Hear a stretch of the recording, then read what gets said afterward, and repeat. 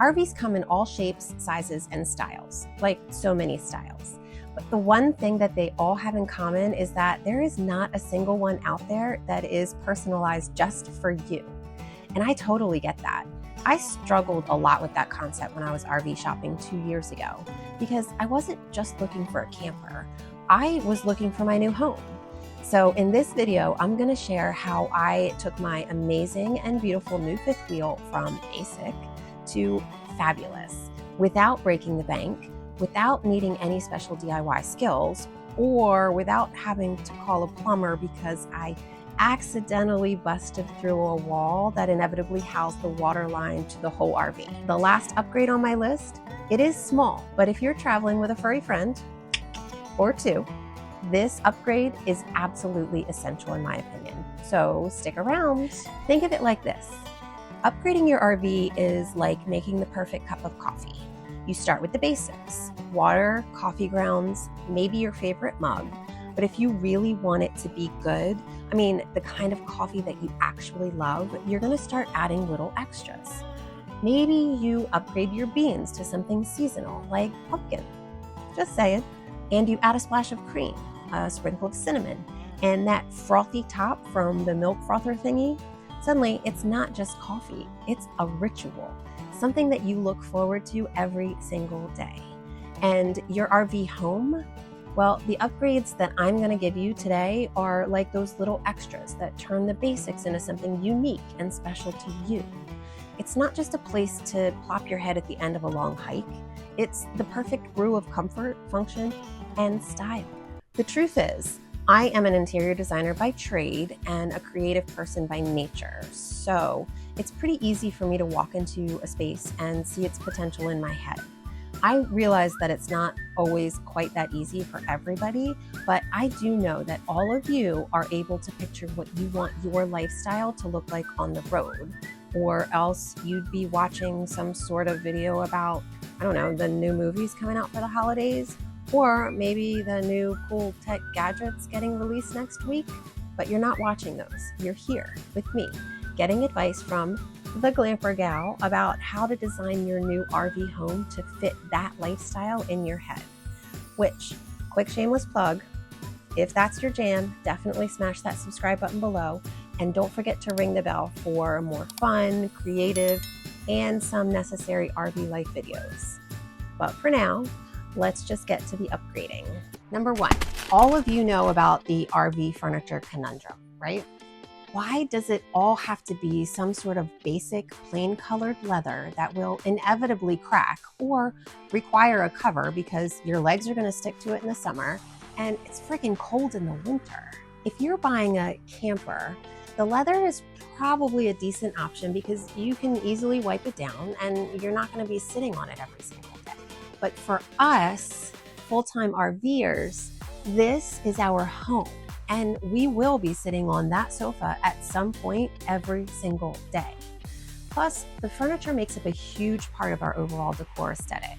Like you guys, I want to feel like I'm home when I'm home.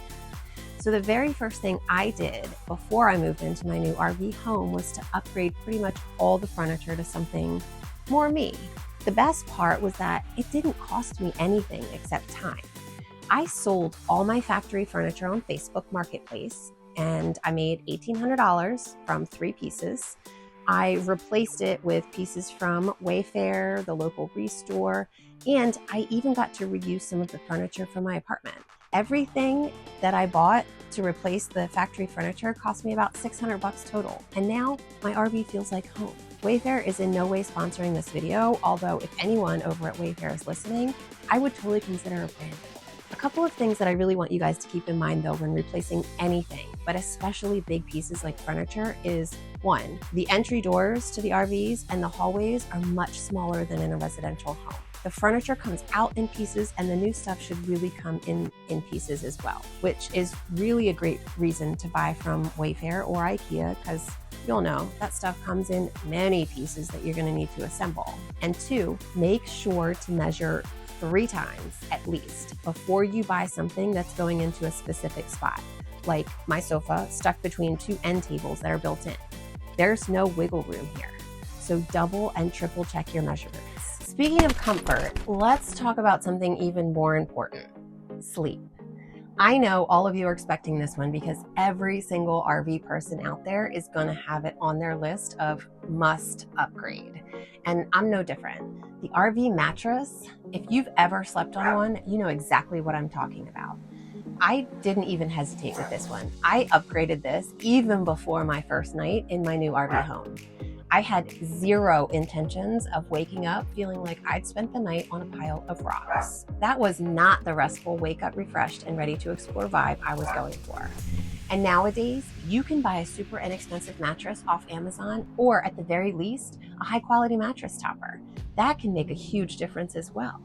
Trust me, all the hype is worth listening to, and this upgrade should definitely be on your need to do immediately list. The next upgrade I made ended up coming to fruition more out of necessity than a desire at the time. But after a year and a half on the road, I am so grateful that I made this upgrade. My fridge. My RV came with the standard 12-volt/propane fridge, and it was actually a pretty good size. I'm single, I'm solo, and I don't need a huge amount of fridge space. Although my freezer is typically full, and not just with ice cream, folks. There's actual food in there too. But the problem started when my ice cream was no longer ice cream. It was more like liquid cream.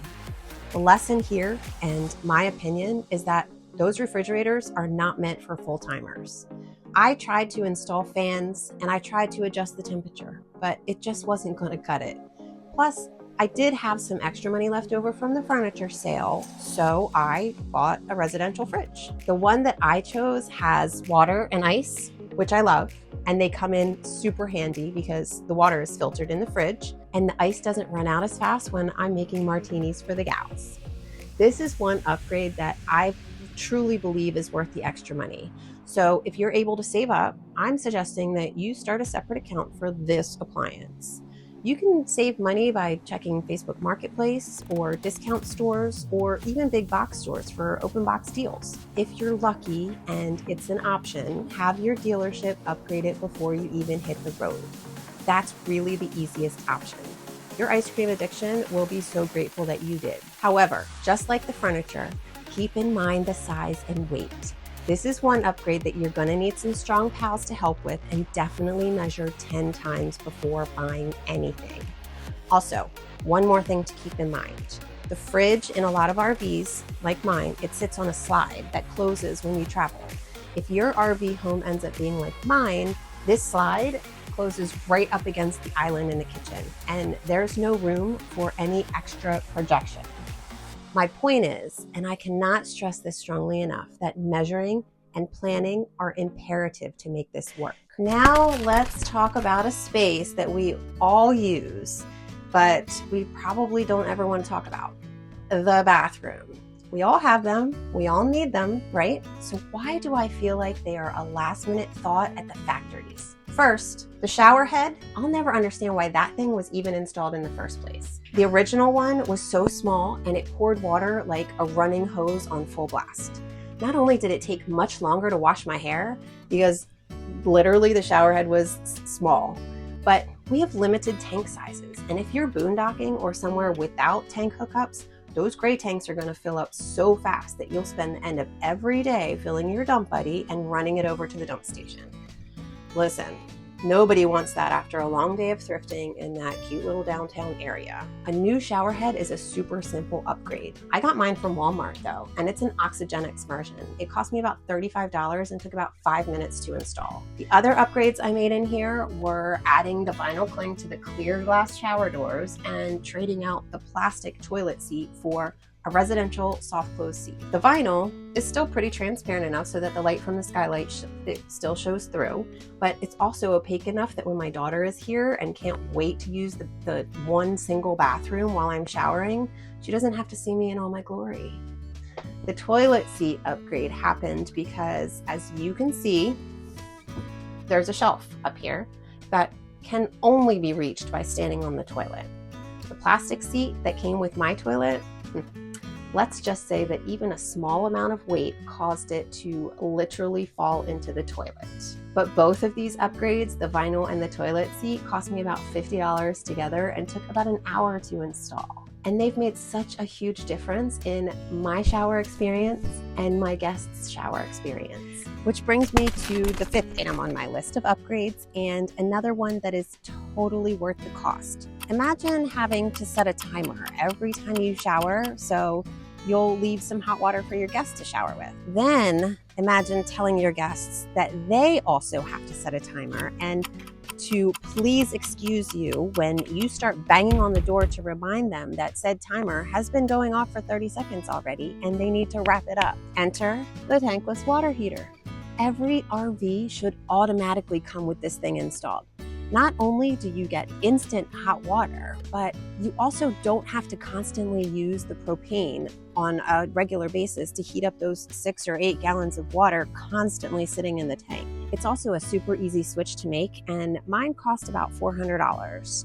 The price does vary, but in my opinion, it's an upgrade worth the cost. And I guarantee whoever has to shower second will most definitely thank you for making this purchase. Number 6. This one is kind of small, but hear me out. The factory lock on the door, it's not exactly Fort Knox. So this upgrade started out as more of a peace of mind kind of thing, but it ended up also being about convenience. I replaced the factory lock with a keyless version. It actually can be opened with a key as well, but I rarely ever use it. With a keyless lock, you simply enter a code or use a remote to unlock your door. It's so much more convenient than having to deal with keys, and you can change your code as often as you want. And some even have features like auto locking and tamper alerts. Plus, you can easily give access to guests or family members who might be visiting without having to worry about meeting them at home when they inevitably get there 2 hours earlier than they said they would. This is another RV aftermarket purchase that's definitely worth the cost, which was only about 40 bucks. They do run on batteries though, so I suggest keeping a key hidden somewhere in your car just in case the batteries die and you are not aware of that until you try to get inside. And number 7, the one you've been waiting for, and the last one on my list for today. This is the one that your furry friends are gonna thank you for. Carpet on the entryway stairs. RV stairs are metal and they can be slippery. Slippery for us, but even more slippery for them. And the first time you see your little or big travel buddy run up the stairs at full speed and go sliding right through them, slamming his face onto the stair above on the way through, and then you have to run him to the emergency room because there's blood everywhere, you're gonna know exactly why this upgrade is on my list. I actually bought a small remnant of exterior carpet for about 20 bucks, and I just cut it and I glued it to the stairs. I have a feeling that not only has this been a game changer for my Gizzy man, but it's probably prevented many a fall for myself, just saying. So there you have it, some of my absolute favorite RV upgrades. The ones that turn my basic RV into a home, a place I absolutely love. It's like building the perfect cup of coffee, right? It's all about the little extras that make it just right for you. Whether it's a comfy sofa, a fridge that keeps your ice cream cold, or even the carpeted stairs for your fur baby, these upgrades made all the difference for me, and I have no doubt that they will make a difference for you as well. And if you are still RV shopping, don't miss my video on how to choose the right RV for your lifestyle, which is up here. The link is also in the description below. And don't forget to subscribe for more creative tips and RV adventures, and definitely let me know in the comments what your must-have RV upgrades are. Let's swap ideas and make our homes on wheels even better. Oh, and one last note.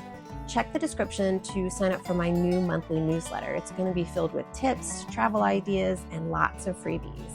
And stay tuned for my Patreon because that's launching soon. And I'm going to launch with Q&A sessions, decor tips, and even virtual happy hours. Now, go take your coffee and your RV from basic to fabulous.